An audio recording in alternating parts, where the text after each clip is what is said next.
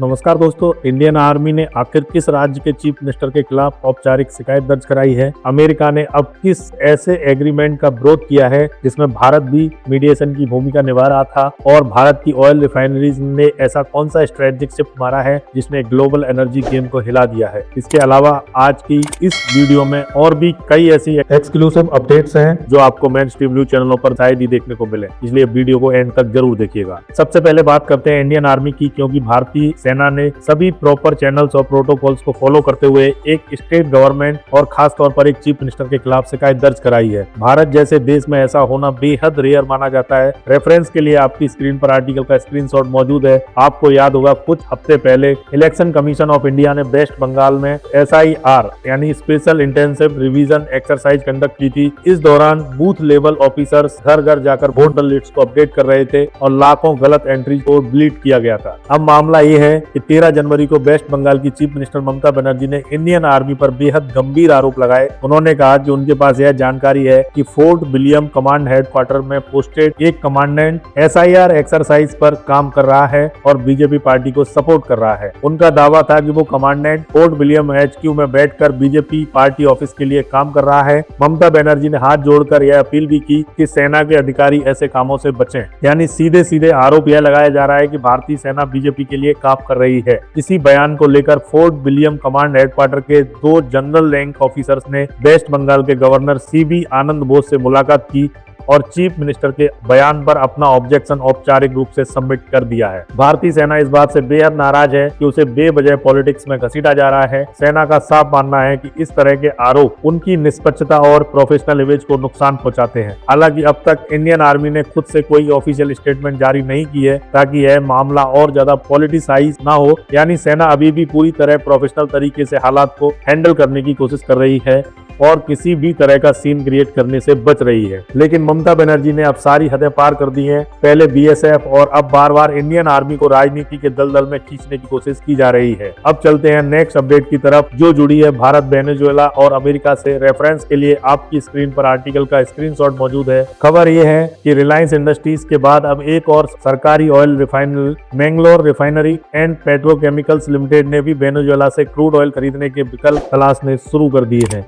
MRPL का लगभग 40% crude oil import पर डिपेंड करता है। रिफाइनरी के फाइनेंस हेड देवेंद्र कुमार ने साफ कहा है कि उन्होंने सभी सैंक्शंस को फॉलो करते हुए रशियन क्रूड ऑयल को पूरी तरह बंद कर दिया है और अब वेनेजुएला से क्रूड ऑयल परचेज करने की कोशिश की जा रही है। यह बयान खुद Mangalore refinery and petrochemicals limited की तरफ से जारी किया गया है। लेकिन इसके साथ साथ रिपोर्ट्स ये भी कह रही है कि भारत की बाकी सरकारी ऑयल रिफाइनरी जैसे इंडियन ऑयल कॉर्पोरेशन और हिंदुस्तान पेट्रोलियम कॉर्पोरेशन लिमिटेड, उन्होंने भी वेनेजुएला से क्रूड ऑयल खरीदने के लिए अपने प्रयास तेज कर दिए हैं।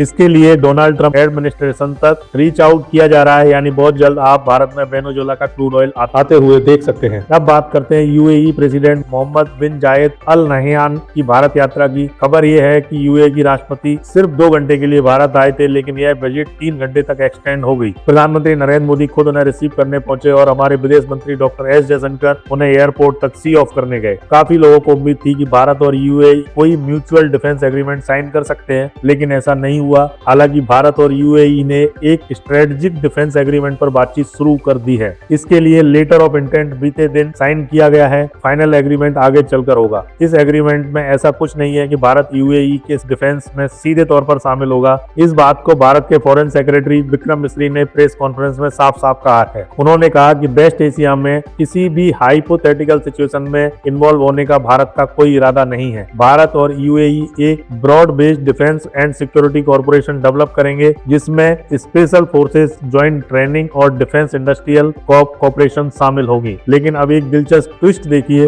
UAE के राष्ट्रपति भारत से रवाना हुए ही थे कि महज 2 घंटे के अंदर सऊदी अरब के फॉरेन मिनिस्टर प्रिंस फैसल बिन फरयान ने पाकिस्तान के विदेश मंत्री इसाक डार से फोन पर बातचीत की। यानी UAE और भारत की नजदीकियों से सऊदी अरब और पाकिस्तान दोनों को मिर्ची लग गई है और यह कॉल सीधे सीधे यूएई के राष्ट्रपति की भारत यात्रा से जुड़ी मानी जा रही है। अब आते हैं आज की सबसे बड़ी ग्लोबल अपडेट पर। यूएस प्रेसिडेंट डोनाल्ड ट्रंप ने जिस बोर्ड ऑफ पीस का ऐलान किया उसमें भारत, रूस, चीन समेत दुनिया के 60 देशों को इनवाइट किया गया है, लेकिन खबर यह है कि फ्रांस ने इस बोर्ड ऑफ पीस को ज्वाइन करने से इनकार कर दिया है। मीडिया रिपोर्ट्स के मुताबिक फ्रेंच गवर्नमेंट और प्रेसिडेंट इमैनुअल मैक्रों इस बोर्ड को लेकर इंटरेस्टेड नहीं है और खुद को इससे दूर रखने पर विचार कर रहे हैं। जैसे ही यह रिपोर्ट सामने आई, डोनाल्ड ट्रंप भड़क गए और उन्होंने फ्रांस पर 200% टैरिफ लगाने की धमकी दे डाली। ट्रंप ने कहा कि अगर इमैनुअल मैक्रों ने सच में कहा है कि वो बोर्ड ऑफ पीस को ज्वाइन नहीं करेंगे तो किसी को उनकी जरूरत भी नहीं है। वैसे भी वो बहुत जल्द प्रेसिडेंट ऑफिस से बाहर होने वाले हैं। मैं फ्रेंच वाइन और फ्रेंच शैंपेन पर 200% टैरिफ लगा दूंगा, फिर देखेंगे वो ज्वाइन करते हैं या नहीं। यानी जो देश इस बोर्ड को ज्वाइन नहीं करना चाहता, डोनाल्ड ट्रंप उसे जबरदस्ती ज्वाइन करवाने के मूड में है। और यही हाल है एक न्यूक्लियर पावर और यूएन सिक्योरिटी काउंसिल की परमानेंट मेंबर कंट्री के प्रेसिडेंट का। इसके बाद खबर आई कि इमैनुअल मैक्रों ने डोनाल्ड ट्रंप को एक पर्सनल मैसेज भेजा और मीटिंग की रिक्वेस्ट की। उन्होंने कहा कि डावोस वर्ल्ड इकोनॉमिक फोरम के बाद एक मीटिंग अरेंज की जा सकती है अगर ट्रंप तैयार हो। लेकिन ट्रंप ने उस मैसेज का स्क्रीनशॉट अपने ट्रुथ सोशल अकाउंट पर पूरी दुनिया के सामने पोस्ट कर दिया और बता दिया कि फ्रेंच प्रेसिडेंट मुझसे मिलने के लिए उतावले हो रहे हैं। इतना ही नहीं, डोनाल्ड ट्रंप ने कुछ तस्वीरें भी शेयर की जिसमें ग्रीनलैंड, कनाडा और वेनेजुएला को यूएस टेरिटरीज में दिखाते हुए यूएस फ्लैग में पेंट किया गया था। अब नेक्स्ट अपडेट आ रही है भारत, अमेरिका, ब्रिटेन और मॉरिशस को लेकर। आपको याद होगा मॉरिशस और ब्रिटेन के बीच पिछले कई दशकों से एक बहुत बड़ा और संवेदनशील विवाद चल रहा है। इस विवाद में भारत खुलकर मॉरिशस के साथ खड़ा था, जबकि दूसरी तरफ ब्रिटेन को अमेरिका का सपोर्ट मिल रहा था। अब इसी विवाद में एक लेटेस्ट और बड़ा डेवलपमेंट सामने आया है। पूरा मामला समझने के लिए सबसे पहले जरा मॉरिशस का मैप दिमाग में लाइए। भारत से काफी नीचे और मेडागास्कर के राइट साइड के ऊपर मॉरिशस एक छोटा लेकिन बेहद स्ट्रेटेजिक आइलैंड कंट्री है। मैप में अगर आप ध्यान से देखें तो मॉरिशस के ठीक ऊपर आपको चागोस आइलैंड दिखाई देंगे। भारत की तरह मॉरिशस भी कभी ब्रिटिश कॉलोनी हुआ करता था।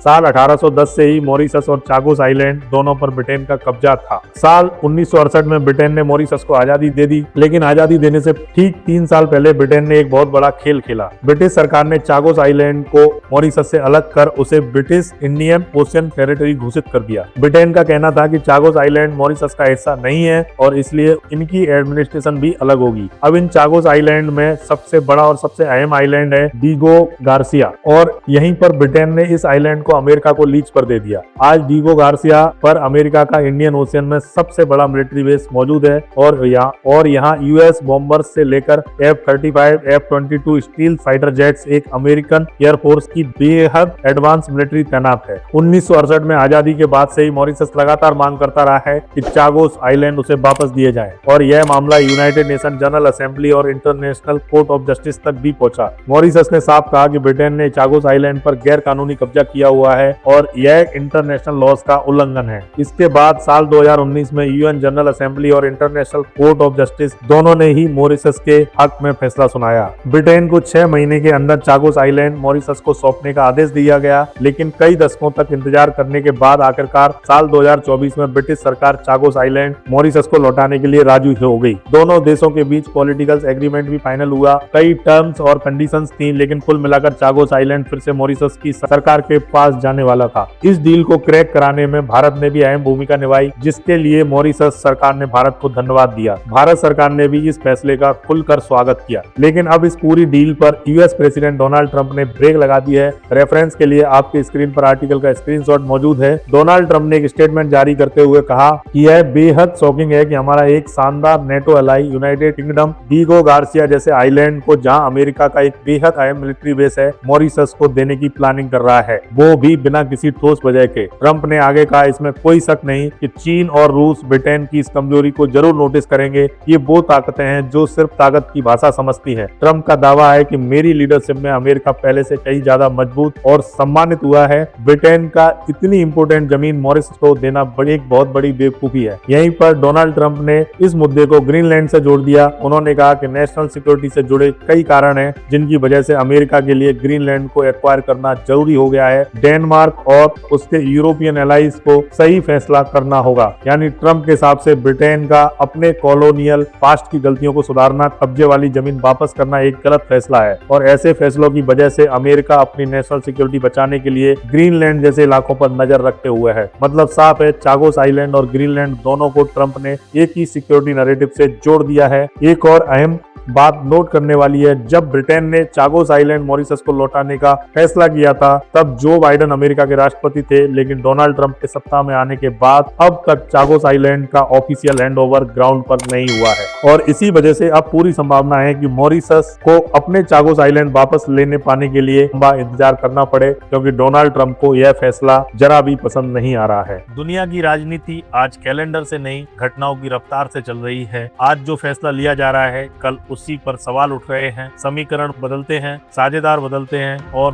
दबाव की राजनीति हर मोर्चे पर दिख रही है। ऐसे माहौल में भारत के हर कदम का असर सिर्फ आज पर नहीं, आने वाले कल पर पड़ता है। इसलिए जरूरी है कि खबर सिर्फ देखी न जाए, समझी जाए। आरके न्यूज स्टूडियो घटनाओं की सुर्खियों से आगे जाकर उनके पीछे की रणनीति, उनका भारत पर प्रभाव और उनकी असली दिशा को सरल और तथ्यात्मक भाषा में सामने रखता है। तो इस वीडियो को लाइक कीजिए, आरके न्यूज स्टूडियो को सब्सक्राइब कीजिए और नोटिफिकेशन को ऑन रखिए। आपका हर एक सपोर्ट हमें और मजबूती से सच दिखाने की हिम्मत देता है। जय हिंद, वंदे मातरम।